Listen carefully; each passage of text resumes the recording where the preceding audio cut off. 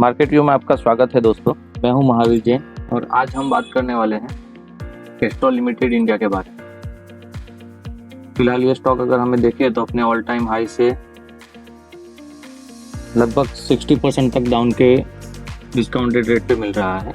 ये देखिए, सबसे हाईएस्ट इसने दिसंबर 2014 में अपना हाई बनाया था, वो लगभग 270 रुपये के आसपास था और फिलहाल ये अपने को 108 रुपये के आसपास ट्रेड करता हुआ दिखाई दे रहा है। अगर इसी को हम चेक करेंगे तो यहाँ पर इसका ऑल टाइम हाई है, यहाँ से लेके यहाँ तक अगर हम देखेंगे तो -60% डाउन हमको दिखा रहा है और ये टोटल डेज हुए हैं 2590 दिन, यानी लगभग 2014 से लेके आज तक जो भी 6-7 साल हो चुके हैं, 7 से 8 साल में ये हमेशा नीचे की तरफ ट्रेंड करता दिखाई दे रहा है। तो इसका मेन रीज़न क्या है और क्या ये सही वक्त है इसके अंदर एंट्री लेने का, या हमें थोड़ा और रुक के इसके अंदर एंट्री लेनी चाहिए, या हम ऊंचे लेवल के फंसे हैं तो इसको बाई करना चाहिए, सेल करना चाहिए या होल्ड करना चाहिए, ये सारी चीज़ हम देखेंगे। तो इसके लिए हमें सबसे पहले इसके सेल्स ग्रोथ को चेक करना होगा कि कंपनी का सेल्स किस हिसाब से बढ़ रहा है या कम हो रहा है। अगर कंपनी का सेल्स ठीक ठाक हिसाब से बढ़ रहा है वो भी हम देखेंगे और उसके बाद डिसाइड करेंगे कि इसको बाई करना है, सेल करना है या होल्ड करना है। तो सबसे पहले हम इसके लिए जाएंगे इसके क्वार्टरली रिजल्ट के ऊपर और ईयरली रिजल्ट के ऊपर। तो यहाँ पर देखिए क्वार्टरली रिजल्ट है, मार्च 2019 से लेके दिसंबर 2021 तक का सेल्स हमको दिखाई दे रहा है। तो मार्च 2019 से देखेंगे तो 976, 1040 ये सब फिगर से वो करोड़ उसमें है, 850 करोड़, 1012 करोड़, फिर 688 करोड़, फिर 451 करोड़। तो यहाँ पर देखिए हमको यहाँ पर जो सेल्स 976 से बढ़कर 1040 करोड़ हो गया था वो वापस कम होकर 850 करोड़, उसके बाद बढ़ के 1012 करोड़, फिर वापस कम होकर 688 करोड़, फिर उससे भी कम होकर 451 करोड़। यानी यहाँ तक हमको दिख रहा है कि ये सेल्स है वो कंटिन्यूसली कम होता जा रहा है। उसके बाद देखेंगे तो सितंबर 2020 में 883 करोड़, उससे बढ़ के 935, उससे बढ़ के 1139, फिर वापस कम होकर 890, फिर 1073 और फिर 1090। यानी सेल्स है वो कंटिन्यूसली ऊपर नीचे हो रहा है। किसी क्वार्टर में ये सेल्स बढ़ जाता है और किसी क्वार्टर में ये कम हो जाता है। तो एक नज़र इसके प्रॉफिट में भी डाल देते हैं कि सेम चीज़ इसके प्रॉफिट में भी हमको नज़र आ रही है कि ये लास्ट 12 क्वार्टर है उसमें भी प्रॉफिट है वो कभी कम है, कभी ज़्यादा है, कभी एकदम वापस कम है, फिर एकदम बढ़ गया है। यहाँ पर देखिए 185 करोड़ से बढ़कर 271 करोड़ तक और फिर वापस 65 करोड़। यानी जो सेल्स के साथ साथ जो प्रॉफिट है वो भी उसी हिसाब से कम या ज़्यादा हो रहा है। तो अभी इसके लिए हमें इसके लॉन्ग टर्म के चार्ट को देखना पड़ेगा और इसके लॉन्ग टर्म के प्रॉफिट एंड लॉस को देखना पड़ेगा कि लॉन्ग टर्म का प्रॉफिट और लॉस इसमें हमको क्या नज़र बता रहा है। तो यहाँ पर देखिए, यहाँ पर हम प्रॉफिट एंड लॉस अकाउंट में देखेंगे तो दिसंबर 2010 से लेकर दिसंबर 2021 तक का डेटा हमको दिया हुआ है और यहाँ पर यही सेल्स ग्रोथ भी हमको दिया हुआ है कि ये जो भी है वो सेल्स है। तो 2010 में 2735 करोड़ है, उसके बाद 3993 करोड़, फिर 3100 करोड़, फिर 31, फिर 33, फिर 32, फिर 33, फिर 35।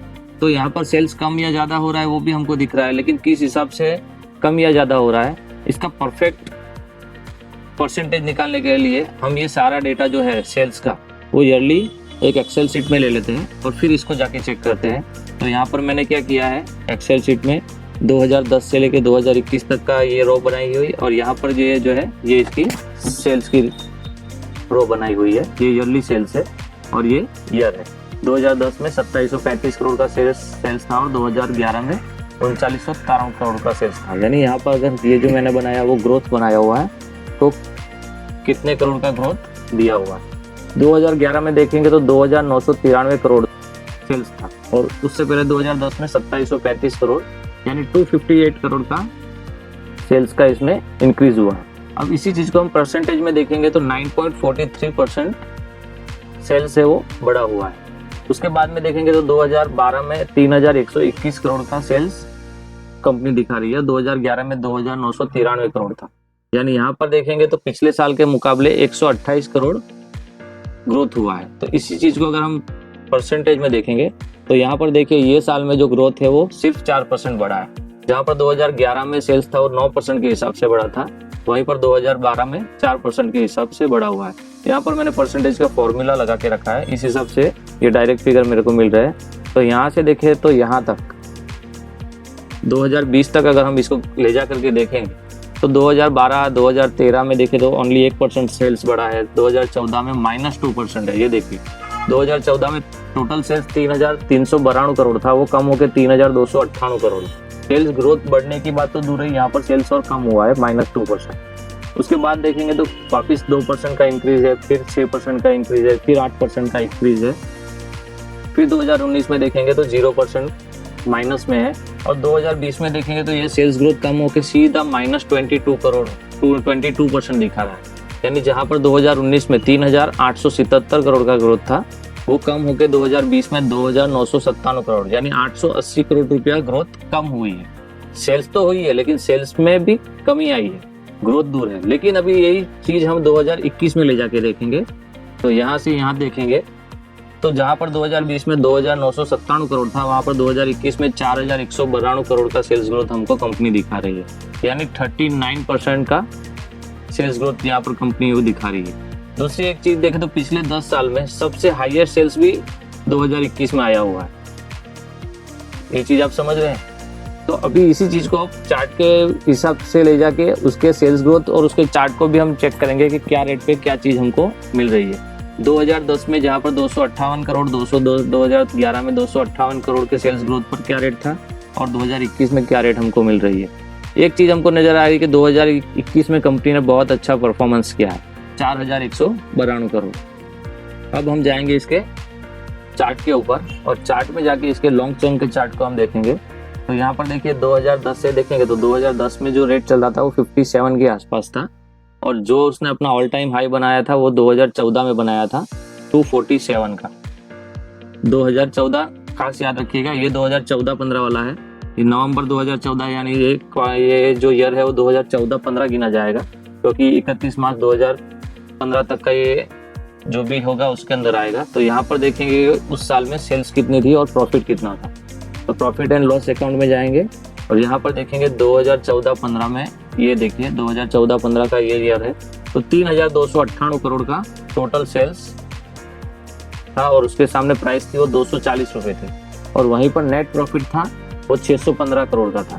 615 करोड़ प्रॉफिट था, 3,298 करोड़ सेल्स था, और उस टाइम पे जो शेयर का जो प्राइस था वो 240 के आसपास चल रहा था। उसकी जगह पर ये देखें तो यहाँ पर सेल्स बढ़ के 3,298 करोड़ से 4,192 करोड़ हो चुका है, और जो नेट प्रॉफिट है वो 615 करोड़ से बढ़कर 758 करोड़ हो चुका है। और उसके सामने करंट अगर हम प्राइस देखेंगे तो करंट प्राइस हमको मिल रहा है 108 के पास, यानी यहाँ से लगभग आधे से भी कम। तो ये मेरे हिसाब से एकदम राइट टाइम है इस कंपनी के अंदर इन्वेस्टमेंट करने का, क्योंकि अगर किसी कंपनी को खराब वक्त में हम परचेस करेंगे और उसको लॉन्ग टाइम के लिए होल्ड करके रखेंगे तो उसमें बहुत अच्छा पैसा हम बना सकते हैं। दूसरी चीज, इसकी बैलेंस शीट भी एक बार देख लेते हैं कि बैलेंस शीट क्या कह रही है। तो यहाँ पर देखिए रिजर्व एंड बोरोइंग लिखा हुआ है, तो रिजर्व से 1151 करोड़ का कंपनी का जितना भी है वो सब खुद का पैसा है। बोरोइंग 0 है, किसी भी तरह का बोरोइंग कंपनी के सर के ऊपर नहीं है। उसी के साथ कैस्ट्रॉल इंडिया में देखेंगे प्लेस परसेंटेज भी 0 है। जितने भी शेयर्स प्रमोटर्स के पास है वो सारे के सारे उसके खुद के पास है, उसने कहीं पे गिरवी नहीं रखे हुए हैं। अब इन्वेस्टर की बात करें तो प्रमोटर्स के पास टोटल 51% शेयर्स है जो टोटल प्रमोटर्स के पास है, और प्रमोटर्स 2019 से लेकर लास्ट 12 क्वार्टर में कोई बाइंग या सेलिंग नहीं है, यानी कंपनी का मैनेजमेंट एकदम पावरफुल और अच्छे हाथों में है। उसी पर FII देखेंगे तो FII के पास 12% स्टेक है, DII के पास 16% स्टेक है, और जो जनरल पब्लिक है उसके पास ओनली 20% स्टेक है। यानी इस हिसाब से भी देखे जाए तो इन्वेस्टर के हिसाब से भी जो भी बड़े बड़े खिलाड़ी है उनके पास 50, 60, 70 और लगभग 80% स्टेक है वो इन तीनों के पास है, जो भी मेजॉरिटी प्लेयर बोले जाते हैं। और इस तरह की कंपनी में अगर आप धीरे धीरे चाहे SIP के जरिए इन्वेस्ट करके रखो या लमसम इन्वेस्ट करके रखो तो बहुत अच्छा पैसा बना सकते हो। एक नज़र इसकी म्यूचुअल फंड होल्डिंग के पे ऊपर डाल देते हैं हम, तो इसके लिए हम rupeebase.com के ऊपर जाएंगे और यहाँ पर जाके अगर हम कैस्ट्रॉल इंडिया लिखेंगे और सर्च करेंगे तो कुछ इस तरह का डेटा हमारे सामने आ जाएगा। तो म्यूचुअल फंड में देखेगा तो टोटल 19 म्यूचुअल फंड है जो इसके अंदर इंटरेस्टेड है, लेकिन यहाँ पर जो हमको रेड एरो बता रहा है ये हमको दिखा रहा है कि म्यूचुअल फंड धीरे धीरे अपनी होल्डिंग कम कर रहा है। लेकिन इसको डिटेल में अगर हम जाके देखेंगे तो यहाँ पर देखेंगे कि सारे के सारे म्यूचुअल फंड ऐसे नहीं है जो इसमें अपना माल बेच के निकल रहे हैं।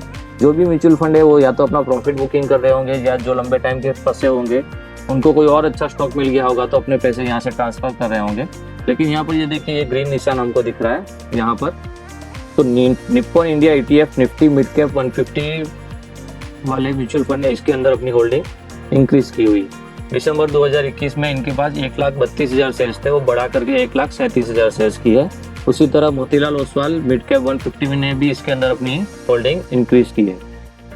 आगे नीचे देखें तो Nippon India mid cap fund, इसने भी इसके अंदर अपनी होल्डिंग को इंक्रीज किया है। तो ये होल्डिंग इंक्रीज करने का मेन रीजन है इसका सेल्स ग्रोथ। तो हम भी चाहे तो इस स्टॉक में आराम से जब तक ये 200 DMA से हमसे नीचे मिल रहा है, तब तक चाहे तो हर महीने या हर क्वार्टर में इसके अंदर पैसे लगा के अपना इन्वेस्टमेंट बढ़ा सकते हैं। और जब भी ये स्टॉक वापस से चलना स्टार्ट करेगा और वापस ही अपने ऑल टाइम हाई तक भी आ जाएगा, तो हमारा पैसा यहाँ से लगभग डबल से भी ज़्यादा हो जाए।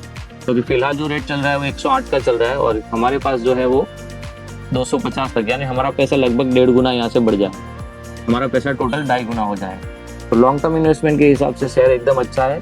अगर आपको ये वीडियो अच्छा लगा हो तो प्लीज़ लाइक कीजिएगा, शेयर कीजिएगा, सब्सक्राइब कीजिएगा। और लास्ट में ये चीज़ बता दूं कि ये वीडियो मैंने सिर्फ एजुकेशनल पर्पज़ के हिसाब से बनाया हुआ है। किसी भी तरह की बाय सेल या होल्ड करने से पहले अपने फाइनेंशियल एडवाइज़र की सलाह जरूर ले लें या फिर अपना खुद का रिसर्च भी करें। मेरा काम है आपको समझाना और सिखाना कि किस तरह से एनालाइज किया जाता है। अगर आपको वीडियो अच्छा लगा तो प्लीज़ लाइक कीजिएगा और शेयर करना मत भूलिएगा। Thank you so much.